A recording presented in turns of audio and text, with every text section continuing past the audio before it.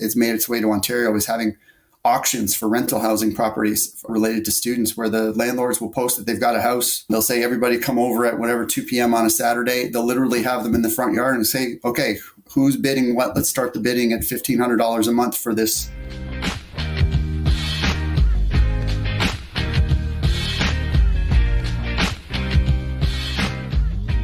Hello, and welcome to the Student Housing Insight Podcast, where we are putting you in touch with the folks who bring student housing to life. I'm your host, Wesley Deese. I'm also the CEO of Student Housing Insight. If this is your first time listening to the podcast and you want to find out more information about SHI, because, we're not just a podcast, but rather a platform for industry professionals to learn, be informed, and network so we can all simply make student housing better. You can find out more information by going to studenthousinginsight.com. Well, guys, by the time this podcast comes out, we should be done with the Interface Student Housing Conference in Austin. I hope if you were there, we got a chance to connect. We also hosted a luncheon and we recorded a live podcast, which that should be out shortly, so stay tuned for that. But in the meantime, I wanted to put something out for our Canadian audience and provide a preview episode of an upcoming conference in Vancouver that will be happening later this month, April 19th and 20th. It's the Student Housing and University Real Estate Initiative, or for short, it's called the SHURE Initiative. I recently got to sit down with the conference's host, Brian Klebash, as well as Mike Porritt, who's the VP of International Advisory Services for the Scion Group. He's been on the podcast several times before, as well as Andrew Parr, who is the Associate VP of Student Housing and Community Services at the University of British Columbia in Vancouver. UBC is also the host venue for the conference, and I got to tell you, I'm a bit bummed that I won't be attending this conference. I've yet to visit Vancouver, and I hear it's not only a beautiful city, but a very friendly city. But I don't think I've ever met anybody from Canada who isn't friendly. So that's par for the course, I guess. But anyway, I wanted to get this out to kind of give everyone a sense of what's happening in Canada, not just from the standpoint of what's happening with this conference, but just overall kind of what's happening. So, all right, so let's go ahead and cut to this interview.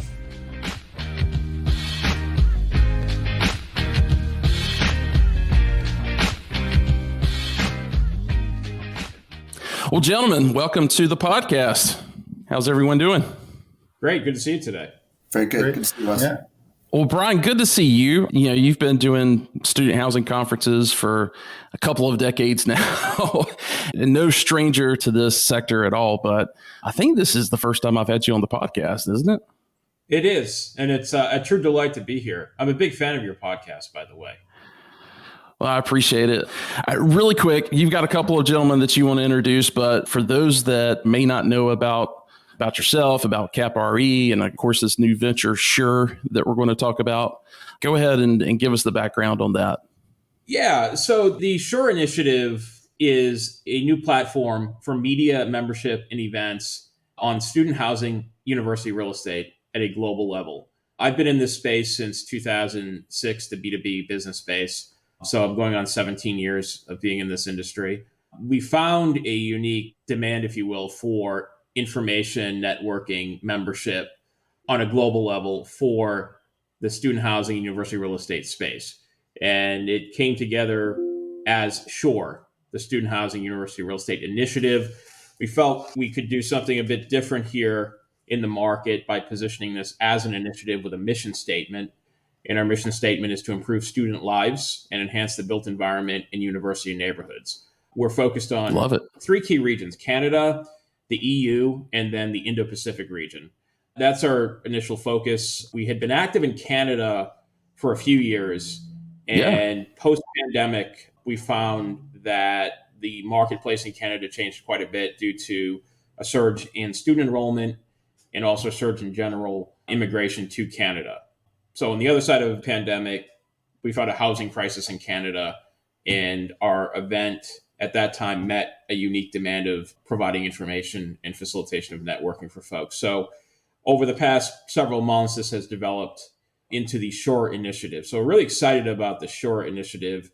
We're branding it just as the SHURE Initiative and not using our CAPRE name as well. That's another side note, but the plans are to have membership, news, information, events in Western Canada, and then Toronto.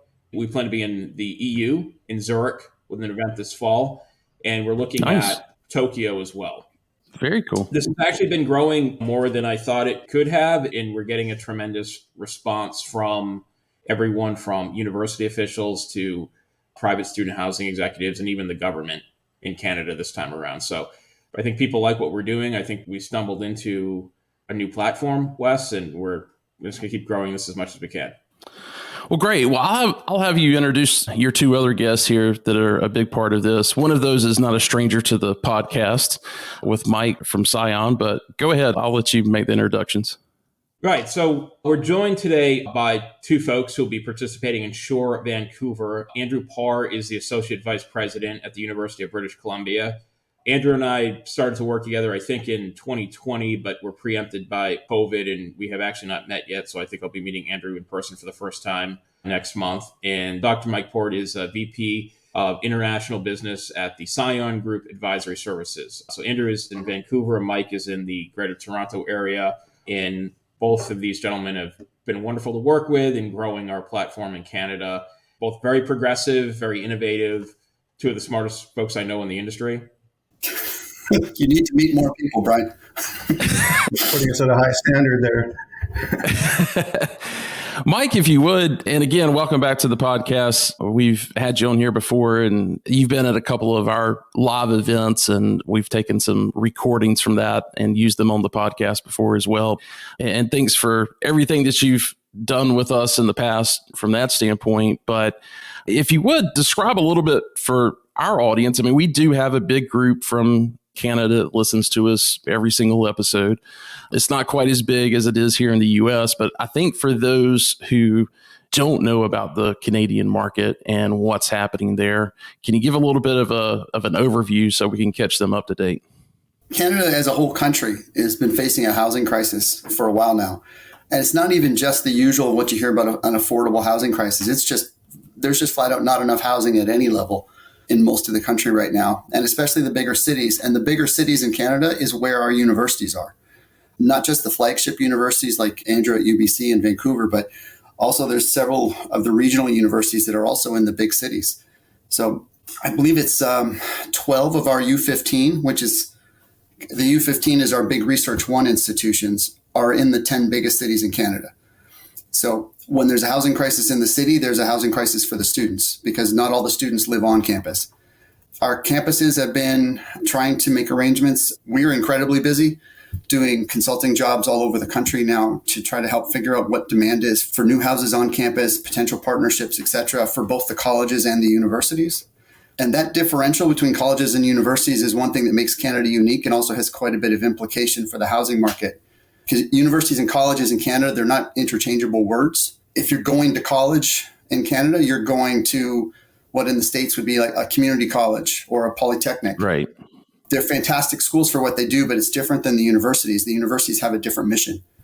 And has impacts with the students because we're dominated with huge populations of international students coming in right now, which is great for the overall business of universities and colleges. But that population has really shifted. And so the population is now, of our international students coming in, it's now 40% students from India as of the 2022 data. And the Chinese students have dropped to 12%.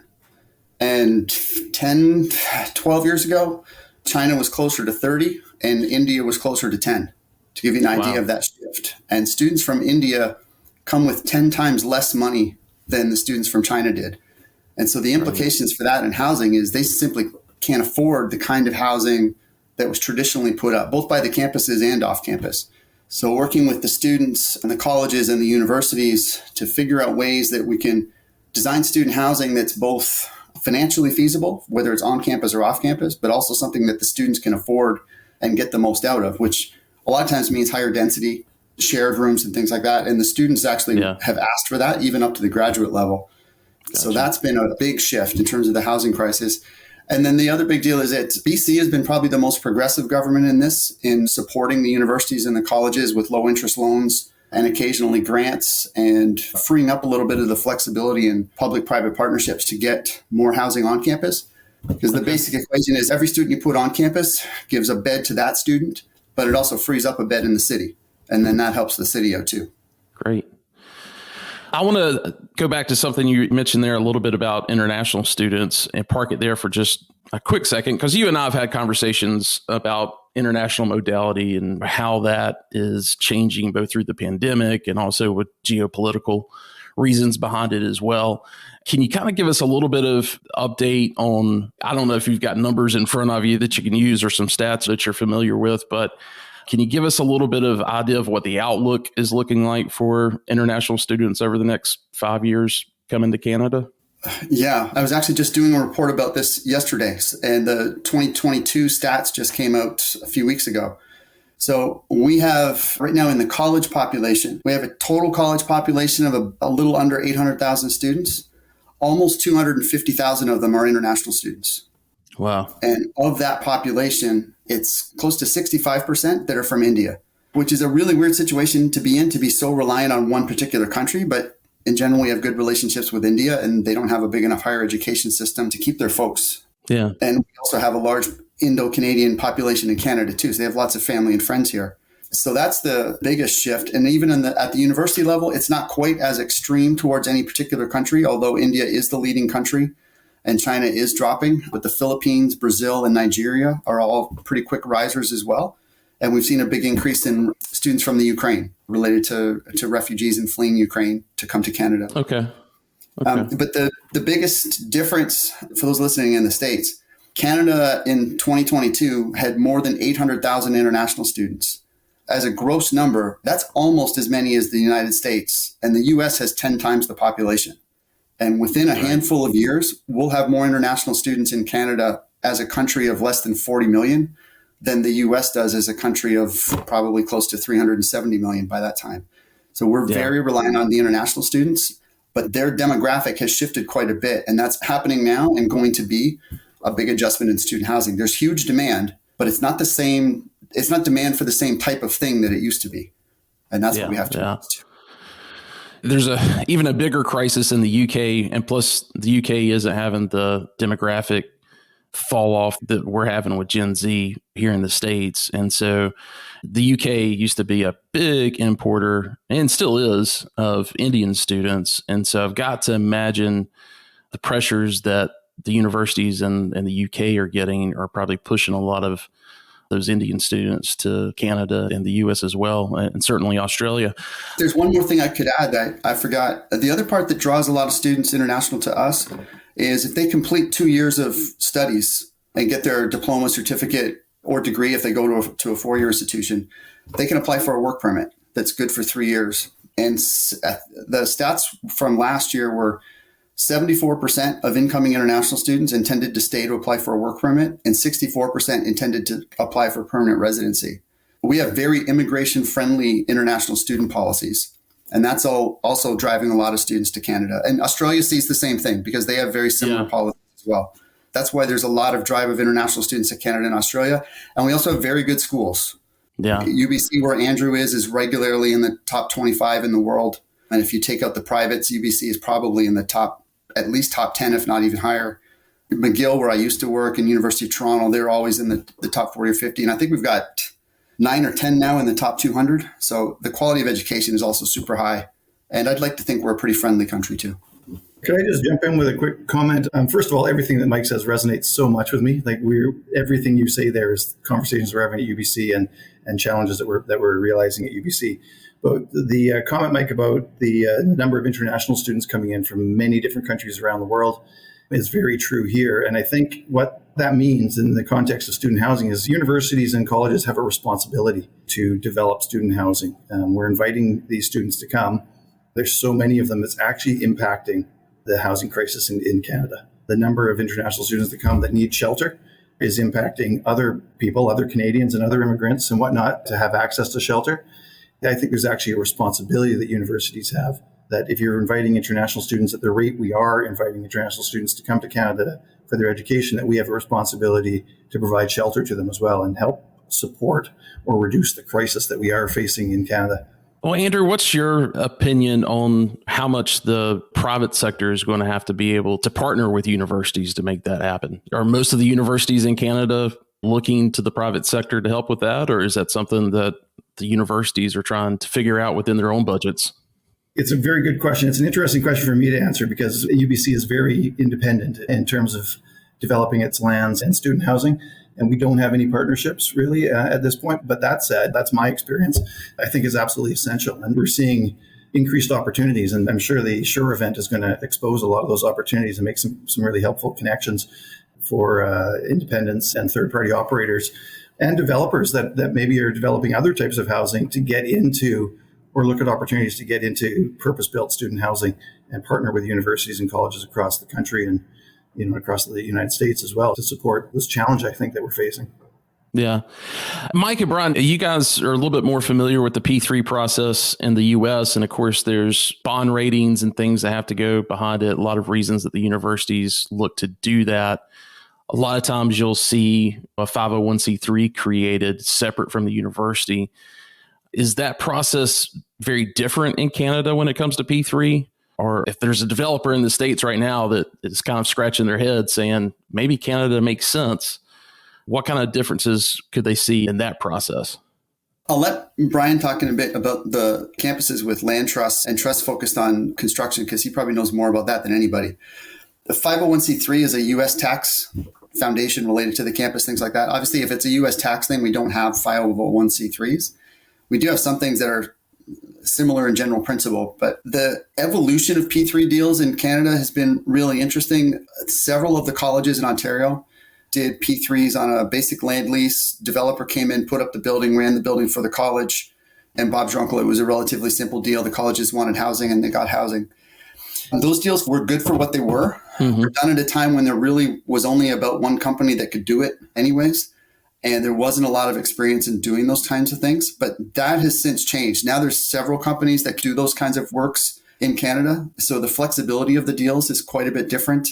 The investment into them is quite a bit different. Some of the universities or colleges that do them are quite invested in the project. It's no longer a simple of, okay, we'll rent you a chunk of land over here, do your thing because we need beds for students. Although that can be a solution on some campuses because maybe for a certain population, that's all they want.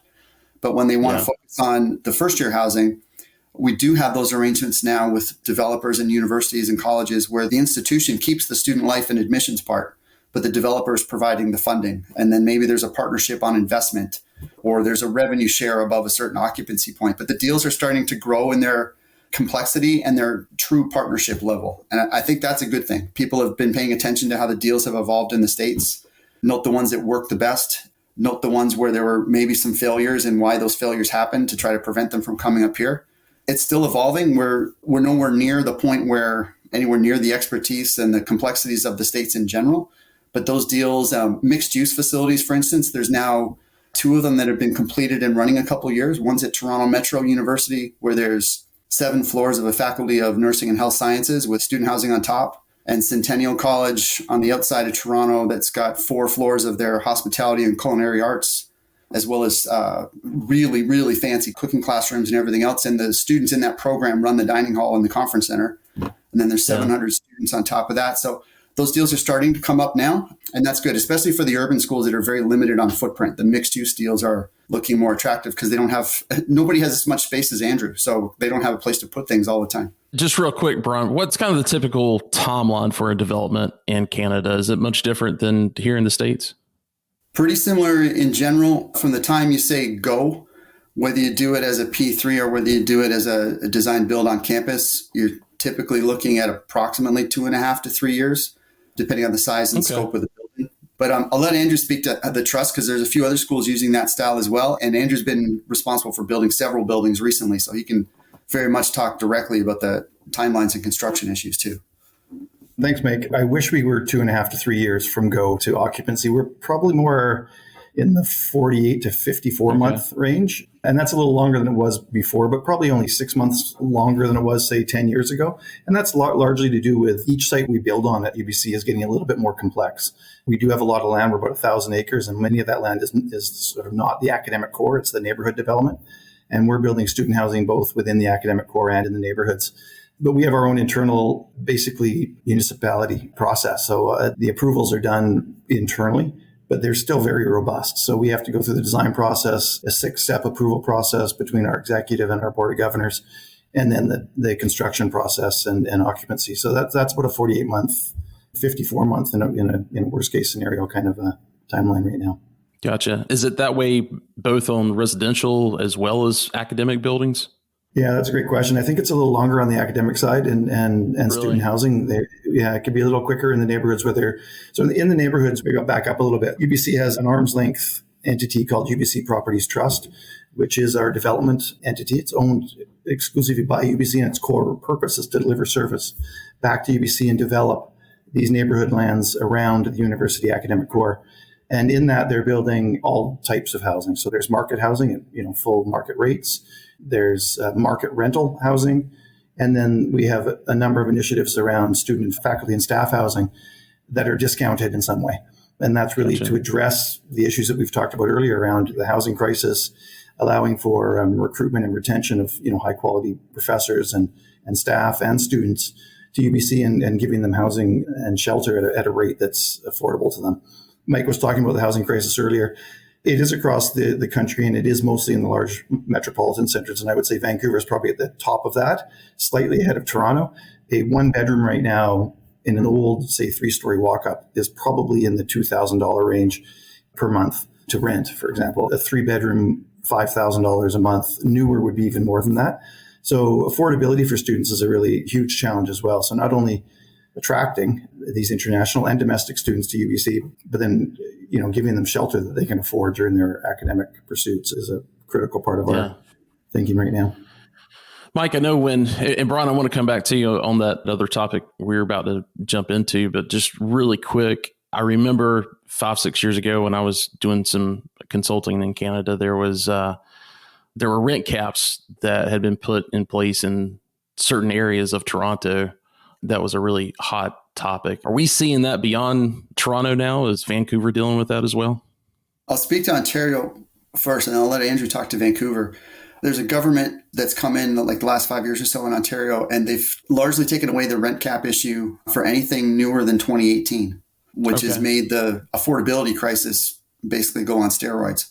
There's always been a process where once you've got a place, as long as you stay in it, it's restricted how much the rent can increase each year. And that's usually ends up being somewhere between a 1% and 2%, unless they're doing significant things. Something that's been pretty controversial here, and I'm sure it's out west too, is a rental eviction, where the landlord will say, well, we're doing significant renovations, so you've got to get out, and we're repurposing the building. And then the repurposing and retrofitting of the apartments leads to a rent that gets justified at being 10, 20% higher than what it originally was. And that person who was put out, that new rent gets approved because of the improvements, and that person can never get back in again.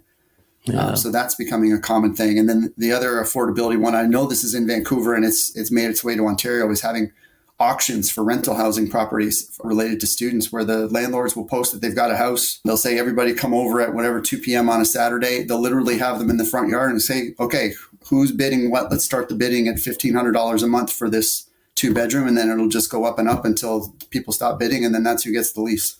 Wow. So, Mike, you alluded a little bit ago that you wanted Brian to talk about the property trust, and Andrew kind of touched on it there a little bit.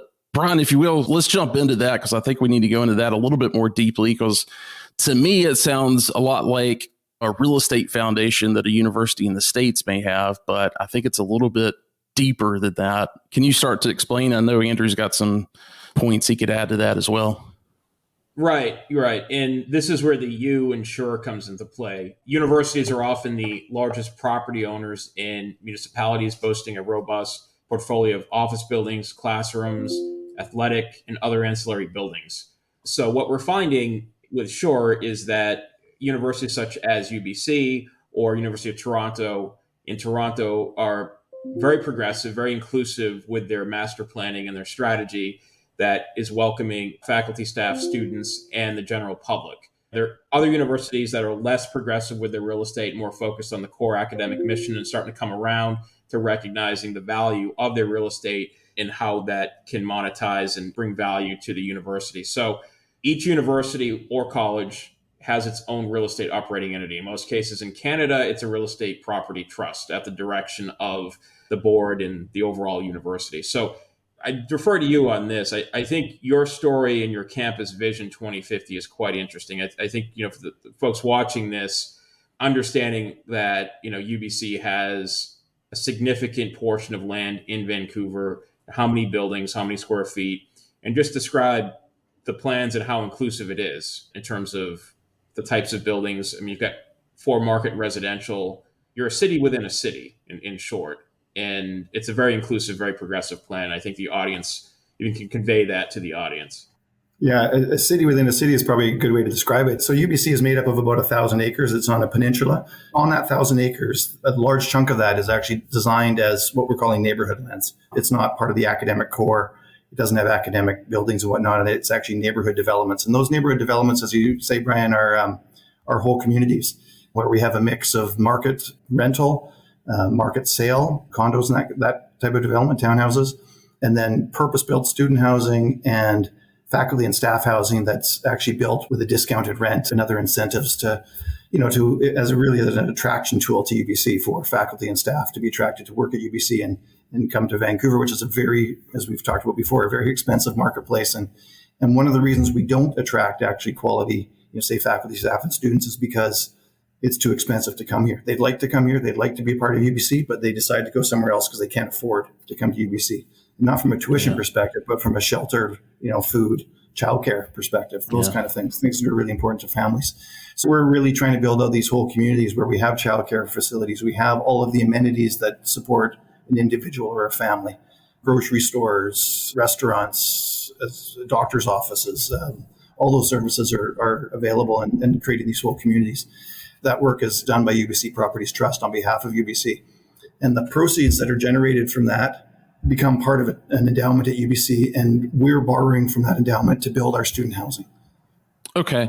Is the property trust owning that real estate the entire time, or is there, a potential plan for that to be deeded over to the university entity? Yeah, great question. All of that land exclusively is developed in long-term leases. So UBC is not giving up ownership of the land. I will make a comment about ownership of land too, because I think this is really important, as UBC is situated on the unceded ancestral and traditional territory of Musqueam First Nations.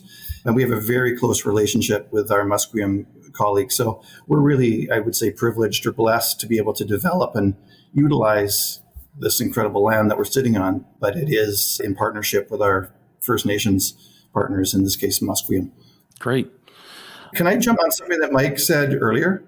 We were talking about sort of rent and rent caps and that kind of thing. I've got some interesting numbers that I think the listeners might be interested in. The rent cap in British Columbia, the maximum rental increase for a turnover or for a resident that is continuing in that unit is 2%. So Mike was talking about 1 or 2%. That's right in that range of 2%. And that's established by the government.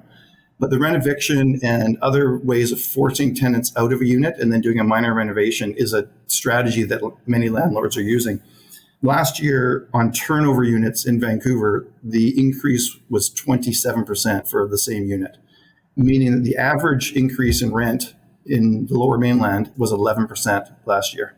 So even though there's that cap of 2, rents went up on average by 11%, and turnovers went up by 27%. And then I think that's an important number because, first of all, that's just unsustainable, continuing increase of those kind of numbers. But secondly, it actually causes perhaps a challenge and an opportunity for student housing operators. And the challenge is that we want to stay below the marketplace, but we don't want to have too wide a gap between the market and our rents. And we can't put an 11 or 27% fee increase there. So we're seeing a widening gap between our rents and the rents in the marketplace. That's positive in a way. We're offering lower rents for students, but it also puts a huge demand on students wanting to live in student housing at a much higher rate. So our demand, we've added 5,555 beds in the last 10 years, and our wait list has tripled. It's gone from 3,000 students a year at the summer sort of peak to 9,000 students a year. So while we're doing well at growing our student housing stock and allowing some more students to live on campus, we're actually falling short of demand by quite a significant amount. And that's because of what's happening in the marketplace. So, Mike, I'm going to put my asset manager hat on here for a second, or operators, because I've seen operators typically, when they're dealing with some type of rent control, they find a way around it if the market will allow for it. So either, they'll bring up that 2%, but there'll be some other kind of fee that they work in. Is a lot of that happening in these areas, or is everybody trying to play within the bounds of what's been set by the provinces? The nature of student housing, every time one student moves out, then you can change the rent. And there's not too much limitation on that outside of the market and just your general willingness to recognize that if you go too high, you're not going to get any more students because you just run out of students that can afford to pay it. But when the lease changes to a new student in the professionally managed, purpose-built student housing things, that is a chance where they can raise the rate.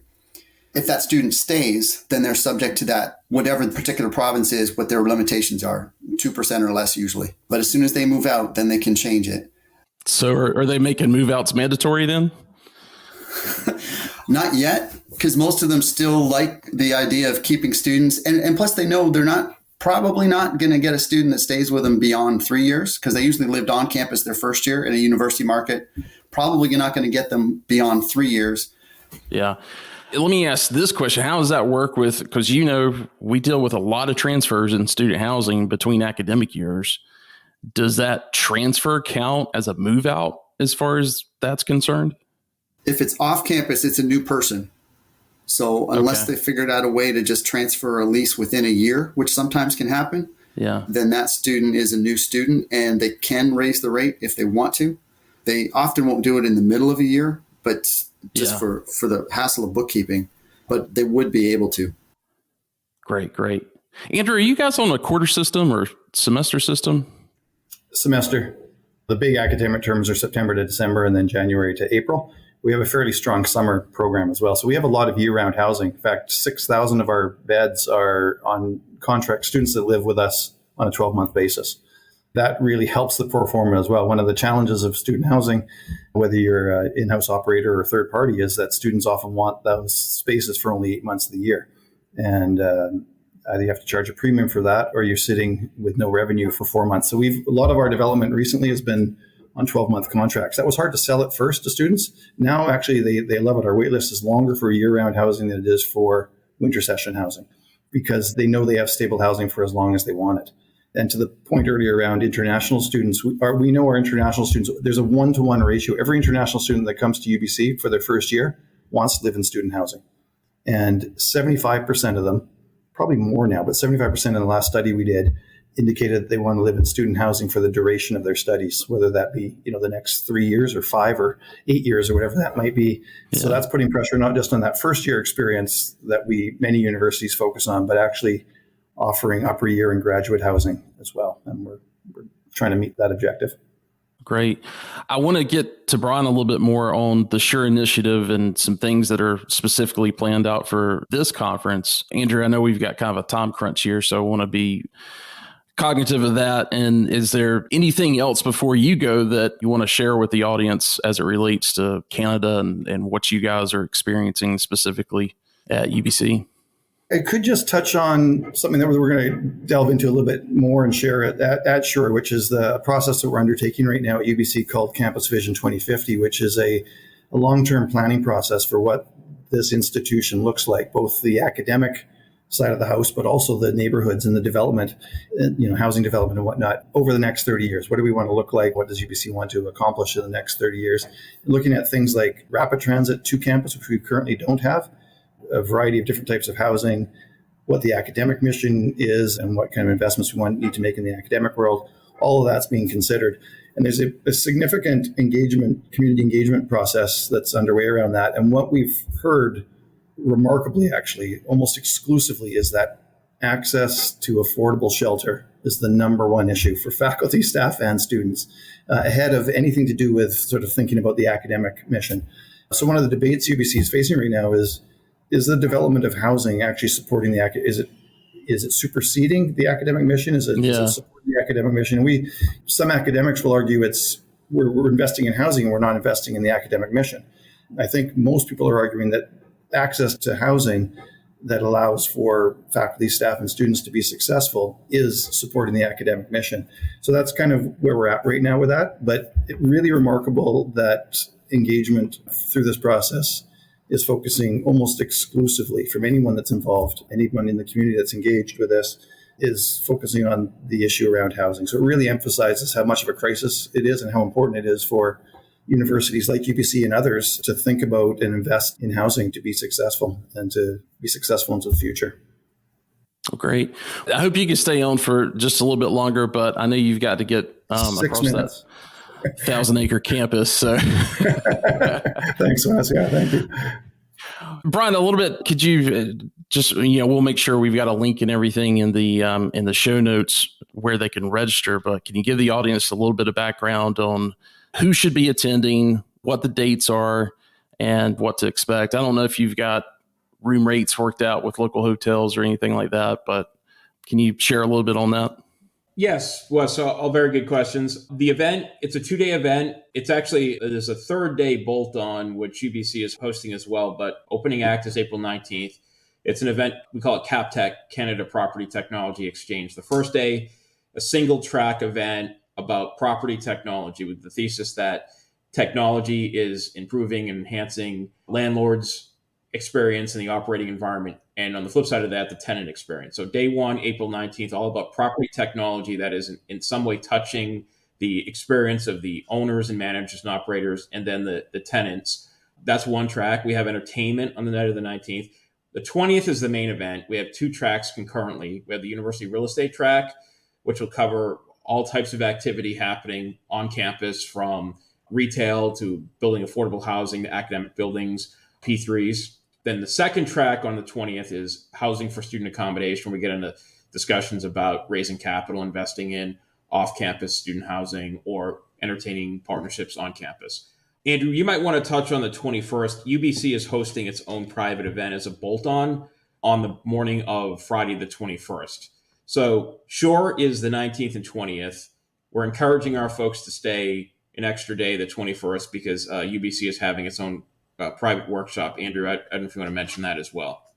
Yeah, we do a lot of work with the provincial government on student housing, and Mike touched on that earlier. Our government has invested $100 million into student housing in the last 7-8 years or so. And we've been really involved in that work with the government. We're doing a workshop at UBC, as Brian says, an attachment to this on the Friday, where the government and public sector institutions are coming together to have a conversation about student housing and the next tranche of investment and that kind of thing. So lots of work that we've done in the last 7 years on this. And this is just the first in-person workshop that we've had since COVID. So we're looking forward to getting together and network and be with our colleagues from across the province and others that want to participate, and total focus on student housing and how government can help support those developments through financing, grants, and other things. So yeah, that's the add-on. Glad you guys were able to open that up and coordinate it all at the same time. That sounds fantastic. Well, yeah, I'll just add quickly, we're hearing from participants that they're really thrilled to have this 3-day event, this concentrated event, and be able to kind of maximize their investment in travel and time to have all of this together. So it's come together nicely. Is there dual registration for that? Or if they register for SHURE, they automatically are registered for that? How does that work? The Friday event is actually intended to be for folks that are attending from the province of British Columbia, from public sector institutions. So it's a government-sponsored, event, and led by the government in partnership with public sector institutions for PSIs in the province to participate. So that's kind of the focus, and there's no cost except for the cost of travel and that kind of thing for that event. Gotcha. Okay, great. Well, Brian, I want to talk with you a little bit more just on the mission of SHURE and kind of your vision. You talked about some other locations that you're doing. Give us some feedback on what you're hearing from folks. Yeah, we are getting a tremendous response from the universities, the colleges, the private sector building housing as well. We set this up as an initiative, the SHURE Initiative, the Student Housing University Real Estate Initiative, with a mission statement. What we found through the conversations of our prior events is listen carefully to what our speakers are talking about. It's really, the goal here is to make the experience of going to college, going to university better for students, to make it more accessible so that they can have a better future. So that's where the mission statement of improving student lives comes into play. It's truly a mission of pretty much everyone involved. in our events, in the media platform to improve student lives, and then enhancing the built environment in university neighborhoods. So I'm finding a tremendous response, a tremendous level of support from pretty much the university world in Canada, as well as the college world. Folks want to have this conversation, want to engage in this conversation. It's a vital discussion to be having. And we have basically focused on 2 events in Canada, Vancouver West in the spring, Toronto East in the fall. We have plans to take this to the EU and have an event in Zurich, October 10th for mainland Europe. And then we're again exploring potentially East Asia, the Indo-Pacific region. So SHURE will focus on Canada, EU, Indo-Pacific. And we're in the process of growing this out. We're learning a lot about what universities, the issues universities are encountering post-COVID and how the private sector is responding. I think this is a platform that will grow and a membership that will grow. The website itself will become... Yeah, talk a little bit about the platform, because this isn't just live events that you're hosting. You're really putting together a platform of resources as well, from what I understand. Right. We're building a website, and the goal of the website is to be a central location for folks like Andrew, folks like Mike, to share best practices on a global scale. So Andrew might be able to connect with his colleagues in Europe, in Japan, and South Korea about what's happening with, master planning, with P3s, and then with housing and accommodation. So ultimately, this will become sort of like an alumni group, if you will, for folks who work in university planning, university real estate, and the broader student accommodation sector to share best practices, share ideas. We're looking to make the website as interactive as possible with all types of media, pictures, video. We're looking to focus on a few key areas that we see as growing. Renewable energy is a big topic in the university planning space right now. When I say renewable energy, it's everything from EV charging installations to solar installations to other strategies to reduce carbon footprint. We're seeing that modular is a big topic as well, and we're getting traction and interest from modular development companies as a faster way to build to meet the housing crisis. We're going to be doing things quite differently here and focused on a global scale in those 3 areas. Again, Canada, EU, Indo-Pacific. So we're excited about this. Great. And I learn something new every day, and we're getting a good reaction to this. Well, fantastic. Well, guys, thanks so much for the time. I'll make sure I put everyone's email or whatever contact information you want in the show notes so folks that are attending can get a hold of you in advance. And outside of that, any last words you guys want to share? Looking forward to this event. And as Brian said, networking, learning from others and telling the UBC story. So it's going to be a great event. And I enjoyed today as well. Thanks for the conversation. Great. And same for me. Andrew's already out there, so he gets to see it every day. But because of the pandemic, I haven't been all the way out west in 3.5 years or so. So getting a chance to see what's been done there in person, and then see my friends from out west, learn more about what's going on in BC, especially in BC with the second wave of potential government funding after the first wave was so successful. Yeah, that'll be exciting to hear about. Great. Well, I appreciate it, guys. Sorry I won't be there this year, but I hope to catch you possibly in the fall. Thanks very much. Thanks, Wes. Good to see you again. We appreciate your time today.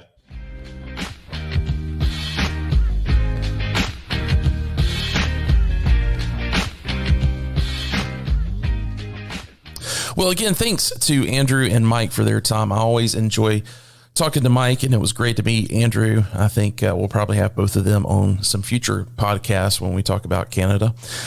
I really hope all of the industry leaders in Canada, at least, will take advantage of this event. You guys have some major challenges ahead of you, and you're only going to be able to overcome those if you're meeting and networking. Hear over and over again that the Canadian student housing market is the same as the U.S. market 25 to 30 years ago. And that's really kind of in the context of there's a ton of opportunity ahead. And something else, from my perspective, that reminds me of the U.S. market 25 years ago when I got into it, is that all the companies really seem to silo themselves, at least from the operation side. That's fine on the development side, and I completely understand why. But from an operation standpoint, you guys need to begin coming together and really setting some industry standards. And that's only going to happen if you take advantage of networking opportunities like this. I'm sure I probably stepped on some toes by saying that, but I call it like I see it. Take my advice or leave it. It's free. You didn't have to pay anything for this podcast. So Anyway. All right, everyone. Thanks so much for listening. Don't forget to register for our monthly webinar called Shop Talk. You can get more info at shoptalk.info. We'll provide the links to that in the show notes in case you're driving and can't immediately type that into your computer or mobile device. We will also provide links for the SHURE Initiative and anything else that we discussed in the podcast. Take care, everyone. Look forward to seeing you next time.